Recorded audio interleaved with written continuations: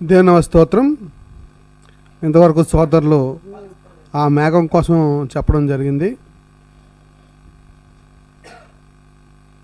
మరి ఆ మేఘము ఎందుకు వచ్చింది అనేది పీటర్ గారు చాలా క్లియర్గా చెప్పారు. అది ఒక ప్రయోగము, ఒక రీసెర్చ్ సెంటర్లో రాకెట్ ప్రయోగం చేసినప్పుడు ఆ మేఘం అలాగ ఏర్పడిందని చాలా క్లియర్గా, డేటు ఒకటైతే బ్రెన్హామ్ మరొకటి ప్రకటించాడు అని చాలా క్లియర్గా చెప్పడం జరిగింది. నాకు తెలిసి బ్రెన్హాము హాలోజినేషన్ చేసి ఉంటాడు. ముఖ్యంగా ఇర్మియా గ్రంథం 10వ అధ్యాయం 2వ వచనంలో ఆకాశంలో కనబడు చిహ్నములు మీరు వాటిని చూసి మోసపోవద్దు అంటాడు దేవుడు. ఈయన అలా మోసపోయాడేమో అని అనుకుంటున్నాను. ఎందుకంటే ఈయనకి రోగి కనుక, హాలోజినేషన్ చేసే రోగి కనుక ఏదైనా ఊహించుకుంటాడు అనేది మనకు అర్థం అవ్వాలి ముఖ్యంగా. అలాగే దేవదేవతని కొలవడం అంటే పూజించడం, ప్రార్థించడం అనేది బైబిల్కి విరుద్ధమైన మాట. ఎందుకంటే ప్రకటన గ్రంథం 19వ అధ్యాయం 10వ వచనంలో డైరెక్ట్గా దేవదూతే యోహాన్ గారితో మాట్లాడుతూ, వద్దు సుమి, నన్ను కాదు దేవుణ్ణే నువ్వు నమస్కారం చెయ్యు అంటాడు దేవుడు. గమనించాలి, ఇలాంటి పక్కా ఎవిడెన్స్లు ప్రతిదానికి ప్రూఫ్ మనకు బైబిల్లో కనబడుతుంది.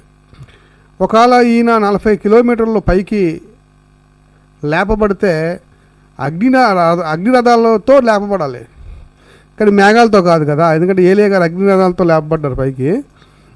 మరి అగ్నిరథాలు రాలేదేంటండి పీటర్ గారు? అగ్నిరథాలతో వెళ్తే మళ్ళీ వెనక్కి రాడు సార్.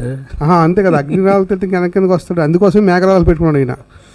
అంటే కంపేరిటివ్ ఆయన కూడా ఏలియా అని కూడా అనుకున్నాడు కదా, హాలోజినేషన్ చేసుకుని నేను ఏలియాని అని మనసులో పెట్టుకున్నాడు. కనుక ఈయన కొంచెం స్టైల్ మార్చాడు అనమాట, చిన్న చిన్న స్టైల్స్ మార్చాడు అనమాట. మార్చి జనాల్ని మోసం చేయడం మనకు కనబడుతుంది, చాలా క్లియర్గా మనకు అర్థమవుతుంది.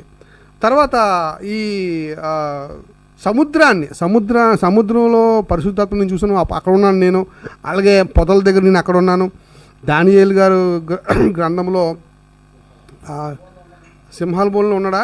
సింహాల బోన్లో కూడా ఉన్నాడా? ఓకే, సింహాల బోన్ ఒకటి, అగ్నిలో కూడా ఈయన ఉన్నాడట. యాక్చువల్లీ ఆయన యేసుప్రభు వారని మేము బలంగా నమ్ముతున్నాం. కానీ ఆ ప్లేస్ నువ్వు తీసేసుకున్నావంటే నీకు ఎంత హాలోజినేషన్ ఉందో, నీకు ఎంత జబ్బు ఉందో చాలా క్లియర్గా మనకు అర్థమవుతుంది. ముఖ్యంగా ఇంకొక యెహోవా సాక్షులు కూడా ఇది ఎక్కువగా నమ్ముతారు. యేసు మికాయేల్ అని నమ్ముతారు. దాన్ని కూడా కొంచెం నేను ఎక్స్ప్లెయిన్ చేసి నేను ఇచ్చేస్తాను. యేసుప్రభు వారి ప్రత్యక్షతలు బైబిల్లో చాలా కనబడతాయి. ముఖ్యంగా దానియేలు గ్రంథంలో అక్కడ సింహం నోరు మూయించే దూత కానివ్వండి, అలాగే షడ్రక్ మెషక్ అబేద్నెగోల మధ్యలో వచ్చే మనిషి కుమారుడు రూపం మనకు కనబడుతుంది. దానియేలు గ్రంథంలో కొన్ని విషయాలు నేను చదివి మీకు నిరూపించదలిచాను, గమనించాలి. 8వ అధ్యాయంలో చూడండి, 8, 15, 16 మనం చూస్తే అక్కడ యేసుప్రభు వారి ప్రత్యక్షత కనబడుతుంది. చూద్దాం ఒకసారి, చదువుతూ. దానియేలును నేను ఈ దర్శనము చూచితిని. దానియేలు గారు చెప్తున్నారు, ఇది దానియేలు గారు చెప్తున్న మాటలు ఇవి. ఓకే, దాన్ని తెలుసుకోదగిన వివేకము పొందవలనని ఉండగా మనుష్యుని రూపము గల ఒకడు నా ఎదుట నిలిచెను. ఈ యేసుప్రభు వారు నేను అంటున్నాను. ఓకే, నెక్స్ట్ 16వ వచనం. అంతటా ఓలయి నదీ తీరముల మధ్య నిలిచి పలుకుచున్న ఒక మనుష్యుని స్వరము వింటిని. అంటే యేసుప్రభు వారు మాట్లాడుతున్నారు. స్వరము వింటిని. అది గాబ్రియేలు చదవద్దు, అది గాబ్రియేలు అని చెప్పింది అనమాట. ఆర్డర్ ఇస్తుంది అనమాట. దేనికి? ఈ మనుషు రూపంలోనే ఒక వ్యక్తి ఏం చేస్తున్నాడంటే గాబ్రియేలు అని ఏం చేస్తున్నాడు? ఆర్డర్ చేస్తున్నాడు. అంటే ఈ దర్శనాన్ని బాగా వివరించు దానియేలుకి అని చెప్పి ఏం చేస్తున్నాడు? ఆర్డర్ చేస్తున్నాడు అని మనం బాగా అర్థం చేసుకోవాలి. ఇక్కడ మనం చదువుతుంటే అర్థమవుతుంది. అలాగే 10వ అధ్యాయం చూద్దాం. 10వ అధ్యాయం 5వ వచనం. 10వ అధ్యాయము 5వ వచనం. నేను కన్నులెత్తి చూడగా నారబట్టలు ధరించుకున్న ఒకడు కనబడు.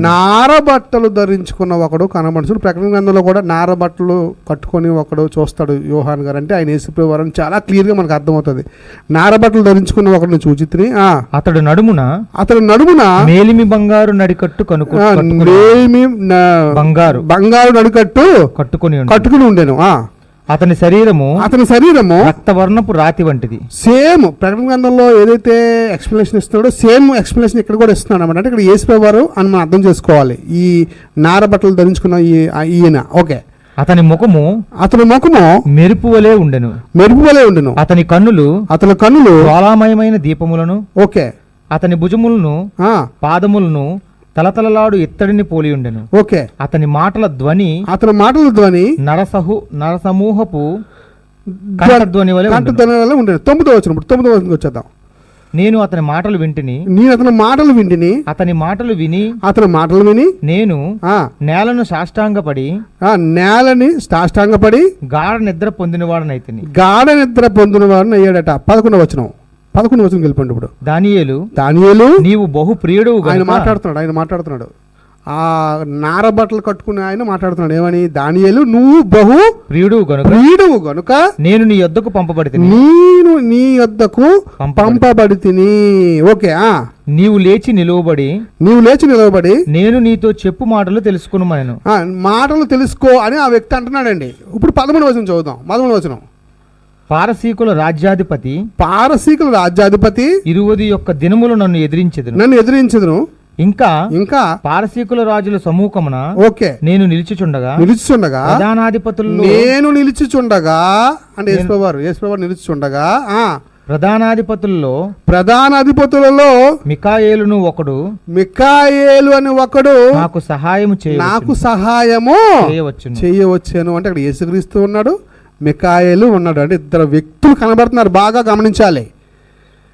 మనం ఎన్ని చూడాలి. ఎన్ని చూడకుండా మికాయేలు అనేవాడు సహాయం చేసిన మొక్క చూస్తే మనకు అర్థం సాగదు. ఇక 21 చూడండి. 21 ఇలా మాట్లాడుతూ 21 మళ్ళీ అయితే సత్య గ్రంథమందు వ్రాసినది నీతో చెప్పేదను మీ అధిపతియగు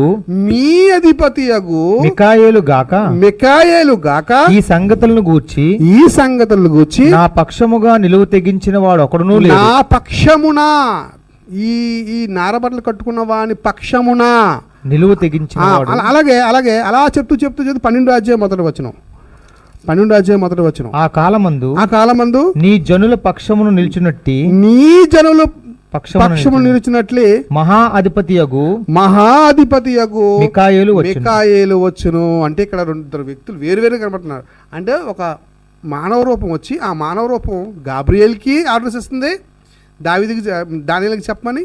మికాయేల్ కోసం కూడా చెప్తుంది. అంటే ఇది డివైడింగ్ మనం కరెక్ట్గా చేస్తే మనకు అర్థమవుతుంది.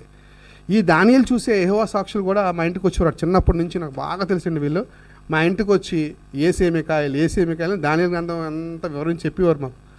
అప్పుడు నేను ఒకరోజు బాగా చదివితే అప్పుడు నాకు ఏమర్థమైందంటే ఇక్కడ వేరు కనబడుతున్నారే అని అర్థమైంది. కనుక మనం జాగ్రత్తగా గమనిస్తే యేసుప్రభు వారు అన్ని కాలాల్లో ఉన్నారు. ఈ బ్రహ్మ ఎవరండి? యేసుప్రభు వారు మోషే దగ్గర మనకు కనబడతారు. అలాగే దానియేలు గ్రంథంలో అగ్ని గుండంలో గుండం దగ్గర కనబడతారు. అలాగే సింహం బోన్ల దగ్గర కనబడతారు. అలాగే ఇక్కడ కూడా దానియేలుతో కనబడి మాట్లాడతారు. అలాగే గాబ్రియేల్ గారికి ఆర్డర్స్ ఇస్తారు. మికాయేల్ నా పక్షాన ఉన్నాడు అంటాడు. మీ అధిపతి మికాయేలు అని అంటాడు. ఇలా మనం బైబిల్ చదువుకొని వెళ్తే చాలా క్లియర్గా అర్థమవుతుంది. యేసుక్రీస్తు వేరు, మికాయేల్ వేరు అని మనం చాలా క్లియర్గా మనకు అర్థమవుతుంది. అలాగే ఈయన బోధలు మనం చూస్తే ఏదో నిరూపించుకోవాలి, నేను ప్రవక్తగా నిరూపించుకోవాలని, నేనే అన్ని కాలాల్లో ఉన్నాను అంటున్నాడంటే ఈ దొంగను మీరు బాగా కనిపెట్టాలి. ఎందుకంటే అన్ని కాలాల్లో అనిపించుకోవాలి, ప్రవక్తగా నేను అనిపించుకోవాలి. నిరూపించుకోలేరండి. అనిపించుకోవాలి, నేను అలాగే అనిపించుకోవాలి. కనుక పచ్చి అబద్ధాలు చెప్తున్నాడు. ఒక్క బోధ కూడా సరైన బోధ చేయలేదు, అన్ని అబద్ధాలే అని మనం బాగా బైబిల్ చదివితే మనకు అర్థమైపోద్దండి. ఆ బోధని బైబిల్ని కంపేర్ చేసుకుంటే చాలా డిఫరెంట్గా కనబడుతుంది. కనుక బైబిల్నే బాగా చదివి జ్ఞానాన్ని పొందుకోండి. థ్యాంక్ యూ అండి.